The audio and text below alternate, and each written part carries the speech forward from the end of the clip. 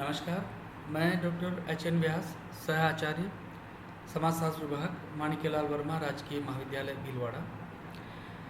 BA second year के प्रश्न पत्र फर्स्ट के अंतर्गत अपन कल वैज्ञानिक पद्धति के बारे में पढ़ रहे थे।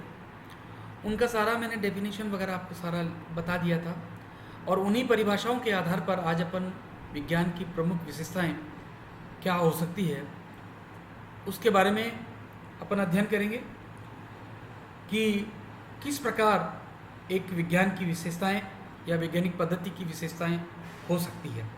तो सबसे पहले अपन ये देखें, पहले विज्ञान की क्या विशेषता है, क्योंकि उसके बाद अपन वैज्ञानिक पद्धति की विशेषताओं का अध्ययन करेंगे। राय फ्रेसेंस ने विज्ञान की निम्नलिखित विशेषताओं का उल्लेख किया है। विज्ञान एक आनुभविक है, एम्पिरिकल स्टडीज है। इसका यह अर्थ है कि वैज्ञानिक अपने तथ्यों को इंद्रिय अनुभव के आधार पर स्वीकार करता है, जैसे दर्शन, स्पर्श, स्वाद, ध्वनि और उसकी गाण उसकी अनुभविक प्रामाणिकता के आधार पर है। यह तथ्य नेत्रों के माध्यम से, जैसे कि वस्तु का लाल अथवा पीला होना, अथवा स्पर्श के माध्यम से, जैसे वस्तु का ठंडा गर्म होना, अथवा जीभ के माध्यम से, जैसे कि वस्तु का मीठा, कड़वा, खट्टा, या नाक के माध्यम से, जैसे वस्तु का सुगंधित, दुर्गंधपूर्ण इत्यादि। कानों के माध्यम से, जैसे तीव्र, मधुर, कर्कश, है ना, ये सारे एकत्रित किए जाते हैं। ये अनुभव हम अन्य व्यक्तियों को भी करा सकते हैं। दर्शन शास्त्र के दृष्टिकोण से मन का अनुभव या इंट्यूशंस अथवा दिव्य दृष्टि का अनुभव भी ज्ञान उपलब्धि का माध्यम माना जाता है, तथा वैज्ञानिक दृष्टिकोण में जैसे ऐसे अनुभव प्रामाणिक नहीं माने जा सकते, क्योंकि ये अनुभव किसी इंद्रिय अनुभव पर निर्भर नहीं है। विज्ञान तार्किक है। दूसरा जो इसकी विशेषता है, विभिन्न तथ्यों को एकत्रित करके उनका परस्पर तर्क सम्मत अंतर्संबंध स्थापित किया जाता है। अर्थात इंद्रियों के माध्यम से हम जिन तथ्यों का चयन करते हैं उनका तर्क संगति से विश्लेषण करना भी आवश्यक है। दूसरी बात ये करते हैं, विज्ञान प्रत्यक्षवादी। विज्ञान घटनाओं की सत्यता को निरूपित करने वाली प्रत्ययों की संरचना करता है। ये प्रत्यय तार्किक अमूर्तता के विभिन्न स्तरों पर निर्मित किए जा सकते हैं। इन्हीं के माध्यम से विज्ञान सिद्धांतों का प्रतिपादन करता है। यह वाक्य कि शाम बीजेपी को वोट देगा अमूर्तता के बहुत नीचे स्तर पर है, जबकि ये कहना है कि अल्पसंख्यक व गरीब व्यक्ति कांग्रेस को वोट देना अधिक पसंद करते हैं, अमूर्तता के अपेक्षाकृत ऊंचे स्तर पर है। इस भांति तथ्यों के आधार पर विज्ञान सिद्धांतों का निर्माण करता है। नेक्स्ट, विज्ञान सार्वभौमिक व देश काल की सीमा से परे है। विज्ञान के तथ्य व निष्कर्ष सब लोगों के लिए खुले हैं। जो अध्ययन एक वैज्ञानिक करता है वही अध्ययन अन्य व्यक्ति भी कर सकते हैं। साथ ही अगर उसी पद्धति व काल को लिया गया तो विभिन्न व्यक्तियों द्वारा किए गए वैज्ञानिक अध्ययनों में एक रूपता होगी। विज्ञान के अध्ययन में किसी प्रकार की गोपनीयता अथवा अलौकिकता नहीं है। फ्रांसिस ने यह भी कहा है कि वैज्ञानिक अध्ययन के लिए एक विशेष प्रकार की दृष्टि का होना अत्यंत आवश्यक है। यह दृष्टि संशय पर आधारित है। वेबर ने इसी संबंध में कहा है कि वैज्ञानिक द्वारा सिद्धांत की स्थापना अंतिम नहीं है। शंका के इसी तत्व को लुंडबर्ग ने इस प्रकार समझा है कि हर खोज का प्रारंभ मस्तिष्क में उत्पन्न तनाव से संबंधित है, जिसमें वस्तु को समझने के लिए व्यग्रता बनी रहती है। जब इन्हीं तनावों को विचारों का रूप देकर सुसंबंध भाषा के रूप में रखा जाता है, तब वह विज्ञान के प्रश्न बन जाते हैं। उस प्रश्न के काम चलाऊ उत्तरों को उपकल्पना माना जाता है। यह उपकल्पनाएं अवलोकन की पुनरावृत्ति के माध्यम से जब सही मान ली जाती हैं तो यह सिद्धांत का रूप धारण कर लेती है। विज्ञान के संबंध की कार्यकारी विज्ञान के लिए एक विशिष्ट शब्दावली का होना अत्यंत आवश्यक माना गया है। उदाहरण के लिए रसायन विज्ञान में पानी को H2O व नमक को सोडियम क्लोराइड NaCl की संज्ञा दी गई। इस प्रकार नवीन संज्ञाओं के उपयोग से ही वैज्ञानिक उस वस्तु को अपने परिप्रेक्ष्य में देख सकता है। इसी के साथ हम देखते हैं कि विज्ञान की कुछ अन्य प्रमुख विशेषताएं भी हमारे सामने हैं, जो कि इस प्रकार है। पहला, संशयवाद। विज्ञान की जो प्रथम विशेषज्ञ जो संदेह उत्पन्न करता होना है, प्रकृति में तथ्य या घटनाएं एक दूसरे से पृथक घटित नहीं होकर निश्चित व्यवस्था और क्रम के अनुसार घटित होते हैं, अर्थात वे कुछ नियमों द्वारा संचालित होते हैं। एक वैज्ञानिक इन्हीं नियमों का पता लगाने का प्रयास करता है, जो प्रकृति में आए दिन घटनाएं घटते हुए देखते हैं। तो ये ठीक है, हम कुछ लोग ये कहते हैं कि ये सारी की सारी ईश्वर प्रदत्त है ना। अब परंतु इसका जो रियल सिचुएशन है वो बिल्कुल डिफरेंट टाइप का है। ईश्वर प्रदत्त हो सकती है, वो एक दूसरा पक्ष है, लेकिन जब अपन लोग रियल पक्ष की बात करते हैं तो जो घटनाएं घटती है वो एक घटना दूसरी घटना से पृथक नहीं होती है, बल्कि एक निश्चित व्यवस्था के अनुसार वो घटित होती रहती है। जिस प्रकार हवा का चलना और हवा के साथ मिट्टी का चलना, या पानी का बहना, पानी के साथ मिट्टी का बहना, पत्थरों का बहना या बाढ़ का आ जाना, ये सारी एक निश्चित क्रम के अनुसार है, क्योंकि बिना पानी के कभी भी बाढ़ नहीं आ सकती है। तो ये एक निश्चित व्यवस्था है कि जब पानी आएगा बरसात होगी, और बरसात जब एक्सट्रीम पर होगी तो एक्सट्रीम बाढ़ की स्थिति को पैदा करता है। इस प्रकार अर्थात वे कुछ नियमों द्वारा संचालित होती है। ये इसके अपने एक नियम है। जो बारिश होगी, जो बारिश होने के लिए जो परिस्थितियाँ चाहिए वो एक नियमों के द्वारा बंधी हुई है, क्योंकि यदि बारिश के लिए उपयुक्त वातावरण नहीं होगा तो हमारे यहाँ पर बारिश नहीं हो सकती। तो ये एक नियम है कि बारिश होने के लिए कुछ पर्यावरण परिस्थितियाँ चाहिए, और यदि पर्यावरणीय परिस्थितियाँ होगी तो बारिश निश्चित रूप से होगी। यह एक वैज्ञानिक इन्हीं नियमों का पता, जो वैज्ञानिक है, जो साइंटिस्ट है, वो इन्हीं नियमों का पता लगाने का प्रयास करता है, जिसको हम लोग कहते हैं कार्य कारण संबंध। दूसरी जो इसकी विशेषता में दिखाई देती है, प्रामाणिकता। विज्ञान एक अन्य प्रमुख लक्षण यह है कि विज्ञान को प्रमाणों की आवश्यकता पड़ती है, प्रमाण चाहिए, और इन्हीं प्रमाणों के आधार पर विज्ञान निष्कर्ष निकालता है। इस प्रकार विज्ञान प्रमाणों के आधार पर न केवल नवीन सिद्धांत की रचना करता है, वरन वह पुराने सिद्धांतों को संशोधित भी करता है।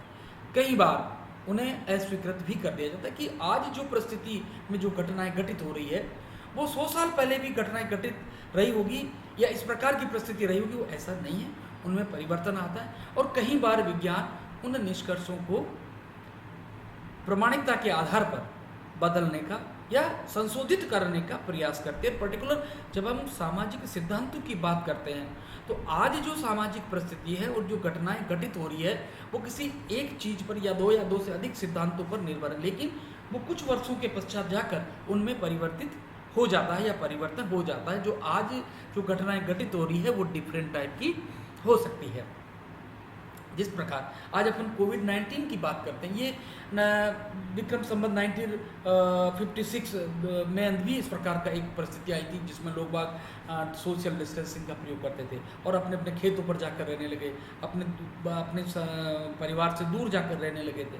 तो ये एक अलग परिस्थिति थी। उस समय जो बीमार डिजीज़ आई थी या जो एक सामाजिक परिस्थिति आई थी, उसके कारण दूसरे थे। और आज जब अपन कोविड-19 की जब बात करते हैं तो ये जो परिस्थिति आ रही है वो बिल्कुल डिफरेंट का जिसके कारण हो रही है, वो दोनों सेम नहीं हो सकती।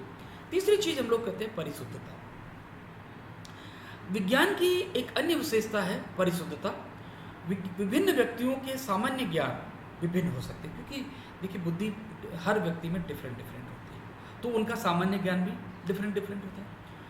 एक व्यक्ति जो है बीमार होता है तो जिसका सामान्य ज्ञान थोड़ा कमज़ोर है वो ईश्वर प्रदत्त मान लेता है और ये कह देता है कि जैसी ईश्वर की मर्जी है मुझे इस प्रकार का वहन करना पड़ता है। लेकिन जो एक बुद्धिमान व्यक्ति है, पढ़ा लिखा है, वो इस बात को कहता है कि नहीं ये डिजीज किसी कारण विशेष से आ रही है, इसको चिकित्सालय में ले जाकर इसको ठीक डॉक्टर के माध्यम से ठीक कराया जा सकता है। परंतु विज्ञान के लिए आवश्यक है जो कुछ भी तथ्य एक जानकारियां हैं यानी ज्ञान है वह एकत्रित करें और पूरी तरह से शुद्ध हो, जो एकत्रित ज्ञान है वो पूरी तरह से शुद्ध हो, चाहे वह किसी ज्ञान के लिए सत्य हो या किसी ज्ञान के लिए असत्य हो। चौथी जो हम बात करते हैं अमूर्तता। विज्ञान की एक अन्य विशेषता है अमूर्तता है।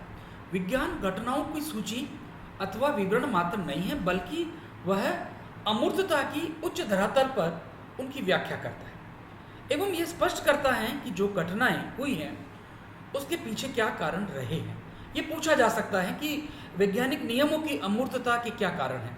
वस्तुतः किसी कार्य के बहुत कारण हो सकते हैं, जैसे एक पत्थर फेंका जाए तब वह कहाँ जाकर गिरेगा, यहाँ अनेक कारणों पर निर्भर है, जैसे फेंके जाने की दिशा, पत्थर का भार, उसका आकार, उसे फेंकने में प्रयुक्त बल, हवा की दिशा, वेग, आने वाले अवरोध इत्यादि। इनमें प्रत्येक कारण संबंधी एक नियम है जो स्पष्ट करता है कि पत्थर किस दिशा में जा रहा है और कहाँ जाकर गिरेगा और कितनी तेज गति से गिरेगा।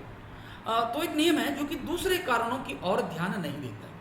जैसे बल संबंधी नियम के अनुसार यदि अन्य परिस्थितियां बराबर है तो अधिक बल से फेंका हुआ पत्थर अधिक दूर जाएगा।